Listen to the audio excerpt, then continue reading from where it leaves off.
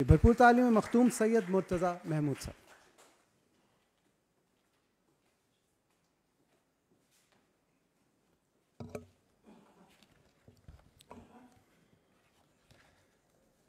Honorable Prime Minister, respected colleagues, distinguished guests, Assalamu alaikum.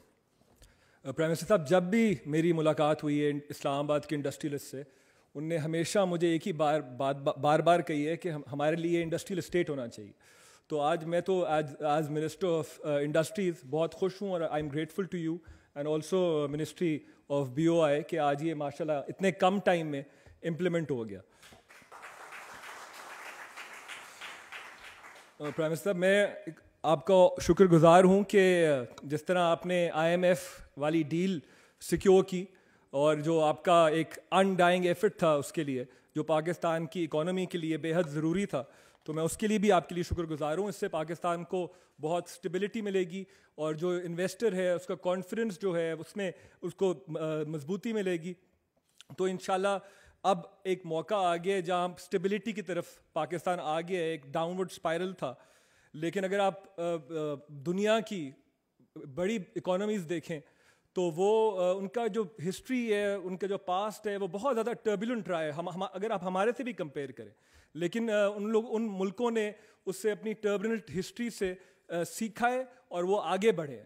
تو میرے خیال میں جو میں نے فرق دیکھا وہ یہ دیکھا تھا کہ ان نے ایوالو ہمارے سے تیز کیا, ان نے فوکس کیا اپنے کمپیریٹیو ایج کے اوپر فوکس کیا اور ان نے لانگ ٹرم کنسسٹنٹ پالیسیز بنائی.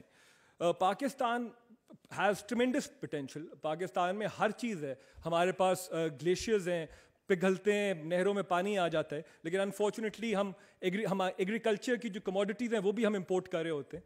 تو ہمیں میرے خیال میں بہت اس ٹائم پہ ایک ویژن دینے کی ضرورت ہے, اور پرائم منسٹر کے ویژن کے مطابق میری منسٹری کا 4 چیزوں پہ فوکس رہا جو میرے خیال میں یہاں ذکر کرنا ضروری ہے. انڈسٹریلس بھی بیٹھے ہوئے ہیں اور SEZ بھی بن گیا ہے, تو یہ کالونائز کرنے میں شاید مدد کریں. ایک سب سے امپورٹنٹ تھا امپورٹ سبسٹیوشن, دوسرا ویلیو ایڈیشن, تیسرا انوویشن اور ایکسپورٹ انہانسمنٹ. تو ہم نے جب اس پہ کام کر رہے تھے تو پرائم منسٹر صاحب ہم نے انوملیز کے اوپر کام کیا, اور مجھے وہ دیکھ کے بڑی تکلیف ہوئی کہ کچھ اس طرح کی ہمارے پاس انوملیز تھیں جہاں we were actually encouraging imports and discouraging manufacturing. جس طرح سولر پینل پہ جب ہم پالیسی بنا رہے تھے تو میں نے یہ دیکھا جب سولر پینلس کے جتنے را مٹیریل ہے, یہ جو پارٹس ہیں, اگر آپ ان کو امپورٹ کریں گے اس پہ سیلز ٹیکس اور ڈیوٹی تھی, اور اگر آپ بنا بنایا سولر پینل منگوا لیں تو اس پہ کوئی سیلز ٹیکس اور ڈیوٹی نہیں تھی. تو ہم نے اس پہ ایک پالیسی بنائی. اس کے علاوہ ہم نے بایو میس پیلیٹائزنگ پہ پالیسی بنائی, کیونکہ پاکستان ایک ایگریکلچر کنٹری ہے تو یہاں بہت زیادہ ایگریکلچر ویسٹ کو جس کو آگ لگاتے ہیں وہ ہم ضائع کرتے ہیں. تو پیلیٹائزنگ پہ ایک پالیسی دی جس سے بایو میس جو ایگریکلچر ویسٹ ہے پیلیٹائز ہو جائے گا اور وہ کول سبسٹیوشن کے لیے استعمال ہو سکتا ہے. ہم نے اور بھی ای بائکس جو تھے وہ ہم نے انسینٹیوائز کیے, کیونکہ پاکستان میں $4 بلین کا ہم فیول امپورٹ کرتے ہیں فار بائکس اینڈ رکشاز, تو ہم نے وہ بھی انسینٹیوائز کیے پرائم منسٹرز یوتھ پروگرام میں. اس کے علاوہ جن پالیسیز پہ منسٹری کام کر رہی ہے وہ ایک پیٹرو کیمیکل پالیسی پہ ہم کام کر رہے ہیں, ایک کول گیسیفیکیشن پالیسی پہ کام کر رہے ہیں, اور ہم فارماسیوٹیکل انڈسٹریل پالیسی پہ کام کر رہے ہیں کامرس منسٹری اور ہیلتھ منسٹری کے ساتھ. اور ہمارا ٹارگیٹ یہ ہے کہ انشاءاللہ 30 جولائی تک, سیکرٹری صاحب بیٹھے ہیں, تو انشاءاللہ 30 جولائی تک ہم یہ کمپلیٹ کریں گے.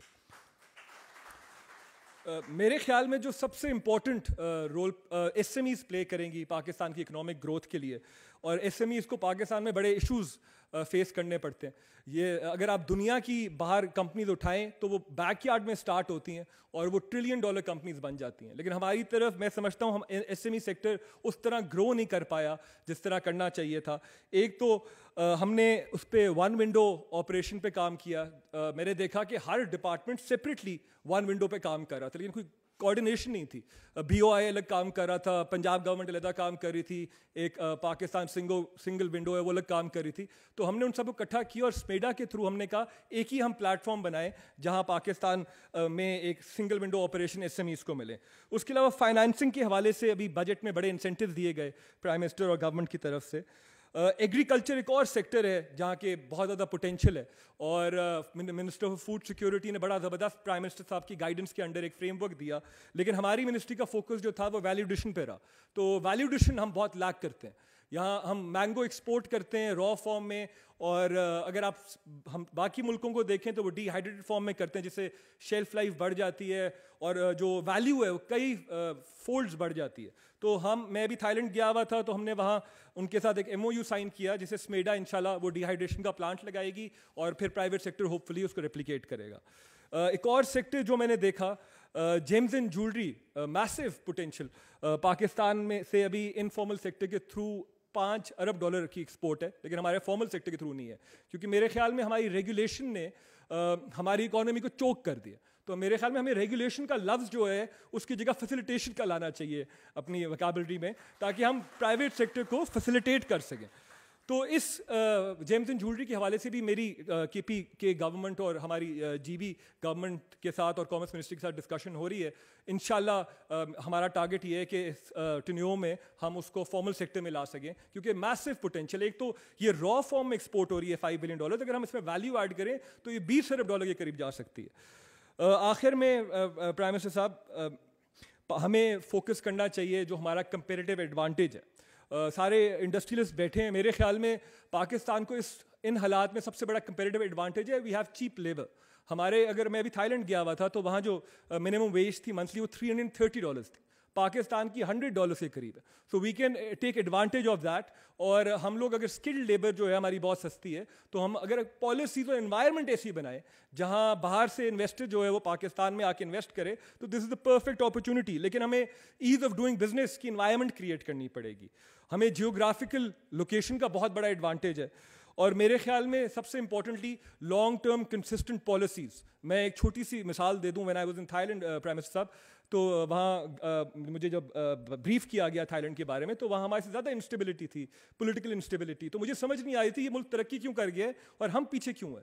تو when I was at lunch with secretary industries, کیونکہ منسٹر انڈسٹریز تھا نہیں, گورنمنٹ فارم نہیں ہوئی, تو ان سے میں نے پوچھا, میں نے کہا how long have you been in this ministry for? تو he replied 25 years. And I asked him, how long have you been the secretary industries for? And he said 4 years. تو اس کی وجہ سے جب انسٹیبلٹی, پولیٹیکل انسٹیبلٹی ہے لیکن policy consistent ہے, تو ہمیں کنسسٹنٹ پالیسی چاہیے. ہمارے ملک میں کسی چیز کی کمی نہیں ہے. اور اگر میرے خیال میں آخر میں تو یہ بھی بلکہ کہوں گا کہ اگر ہم ساری پولیٹیکل پارٹیز ابھی اکٹھے ہیں اور ہمیں پاکستان کو اوپر رکھنا چاہیے, we have to think beyond politics. اور یہ بزنس کمیونٹی کے ساتھ مل کے ہمیں چارٹر آف اکانومی سائن کرنا چاہیے پرائم منسٹر صاحب اگلے الیکشن سے پہلے, تاکہ ہم اپنے بزنس کمیونٹی کو ایک لانگ ٹرم ویژن دے سکیں اور اس کے مطابق وہ انویسٹ کر سکیں. تھینک یو سو مچ. بس یہی میں کہنا چاہوں گا. اور سوری پرائم منسٹر صاحب, I would also like to add, it's been a honour to be in your cabinet. I have learned a lot from you. آپ کا جو پاکستان کے لیے درد ہے اور جس طرح آپ نے انتھک محنت کی ان مشکل حالات میں اور ہمارے ملک کو باہر نکالا, I am really grateful to you. Thank you.